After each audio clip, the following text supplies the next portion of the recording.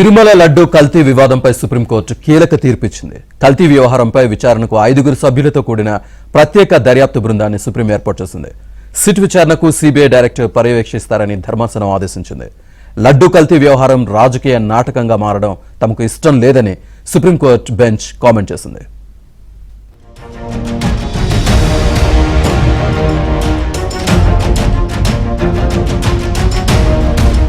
తిరుపతి లడ్డు కల్తీ వివాదంపై విచారణకు ఏపీ ప్రభుత్వం నియమించిన సిట్ ను వ్యతిరేకిస్తూ టీటీడీ మాజీ చైర్మన్ వైవి సుబ్బారెడ్డి, బీజేపీ నేత సుబ్రహ్మణ్య స్వామి పలువురు దాఖలు చేసిన పిటిషన్పై సుప్రీంకోర్టు ధర్మాసనం తుది తీర్పు ఇచ్చింది. సెప్టెంబర్ 30న ఈ కేసును విచారించిన సుప్రీంకోర్టు ఏపీ ప్రభుత్వం నియమించిన సిట్ తో దర్యాప్తును కొనసాగించాలా లేక స్వతంత్ర సంస్థతో విచారణ నిర్వహించాలా అనే విషయంలో తమకు సహకరించాలని సాలిసిటర్ జనరల్ తుషార్ మెహతాను కోరింది. అంతేకాకుండా గత విచారణ సందర్భంగా వైసీపీ ప్రభుత్వంలో లడ్డూల తయారీలో జంతువుల కొవ్వును ఉపయోగించారని సీఎం చంద్రబాబు ప్రకటించడాన్ని సుప్రీంకోర్టు తప్పుపట్టింది. దేవుళ్లను రాజకీయాలకు దూరంగా ఉంచాలని ధర్మాసనం వ్యాఖ్యానించింది.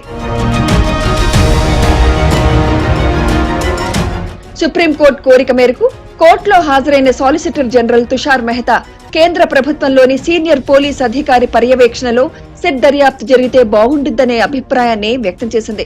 ఏపీ ప్రభుత్వం ఏర్పాటు చేసిన సిట్ పై తమకు ఎలాంటి అనుమానాలు లేవని, సిట్ లోని సభ్యుల నిబద్ధతపై నమ్మకం ఉందని తుషార్ మెహతా కోర్టుకు తెలిపారు. దీంతో సిబిఐ నుంచి 2, ఏపీ ప్రభుత్వం నుంచి 2, ఎఫ్ఎస్ఎస్ఏఐ నుంచి 1తో స్వతంత్ర సిట్ ని ఏర్పాటు చేయాలని ఆదేశాలు జారీ చేసింది. కమిటీ విచారణను సిబిఐ డైరెక్టర్ పర్యవేక్షిస్తారని తెలిపింది. ప్రపంచ వ్యాప్తంగా ఉన్న కోట్లాది మంది భక్తుల మనోభావాలు ఇందులో ఉన్నాయని ధర్మాసనం పేర్కొంది. వెంకటేశ్వర స్వామిపై విశ్వాసం ఉన్న కోట్లాది మంది ప్రజల మనోభావాలు దెబ్బతినకుండా ఉండేందుకు కమిటీని ఏర్పాటు చేశామని విచారణ ముగిస్తున్నట్లు ధర్మాసనం తెలిపింది. సుప్రీంకోర్టు మాజీ న్యాయమూర్తి పర్యవేక్షణకు ధర్మాసనం విముఖత తెలిపింది.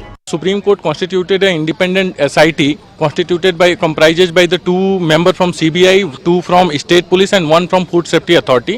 And while ordering constituting this independent body, Supreme Court has disposed of the petition. And if there will be anything with respect to this case, then we can file a separate any application in the same case. Court ने जो है आज जो है एक independent body जो है बनाई है, जिसमें 2 लोग जो है Supreme Court 2 लोग CBI से, 2 लोग State Police से और एक Food Safety अथॉरिटी से जो है अपॉइंट करके వైవి సుబ్బారెడ్డి తన పదవికి సంబంధించిన వివరాలు వెల్లడించకపోవడంపై ధర్మాసనం అసంతృప్తి వ్యక్తం చేసింది. రాజకీయ డ్రామాలకు కోర్టులను వేదిక చేయదలుచుకోలేదని ధర్మాసనం తీవ్ర స్థాయిలో వ్యాఖ్యానించింది. పిటిషనర్లలో ఒకరైన వైవి సుబ్బారెడ్డి గతంలో టీటీడీ చైర్మన్ గా పనిచేశారని, ఆయన ఆ విషయాన్ని దాచిపెట్టారని ప్రభుత్వం తరపున న్యాయవాది ముకుల్ రోహిత్ కి ధర్మాసనం దృష్టికి తీసుకువచ్చారు.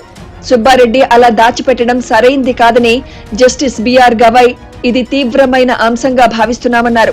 లడ్డూ తయారీలో పంది కొవ్వు వాడినట్లు సాక్ష్యాలున్నాయని రోహిత్ గి వాదించారు.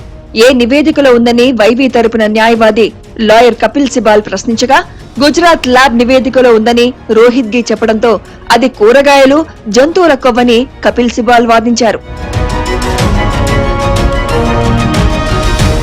టీటీడీ తరపున సీనియర్ అడ్వకేట్ సిద్ధార్థ్ లూత్రా వాదిస్తూ జూలై 4 వరకు తిరుమలకు చేరుకున్న నెయ్యిని పరీక్షించలేదని, కానీ జూలై 6, 12న వచ్చిన నెయ్యిని పరీక్షించి కల్తీ జరిగినట్లు గుర్తించామని తెలిపారు. కేవలం భక్తుల మనోభావాలకు భరోసా కల్పించడం కోసమే దర్యాప్తు కమిటీ ఏర్పాటు చేస్తున్నామన్న జస్టిస్ బిఆర్ గవాయ్ విచారణ నిష్పక్షపాతంగా జరగాలన్నారు. సిట్ స్థానంలో ఏర్పాటు చేసిన స్వతంత్ర కమిటీ విచారణ పూర్తి చేసిన తర్వాత ఏపీ ప్రభుత్వానికి నివేదిక అందజేయనున్నట్లు న్యాయ నిపుణులు అభిప్రాయం వ్యక్తం చేశారు. కమిటీలో ఎవరు సభ్యులుగా ఉంటారో సిబిఐ నుంచి ఆ సంస్థ డైరెక్టర్, రాష్ట్ర పోలీస్ నుంచి డీజీపీ, ఎఫ్ఎస్ఎస్ఏఐ నుంచి ఆ సంస్థ చైర్మన్ కలిసి నిర్ణయం తీసుకునే అవకాశం ఉంది.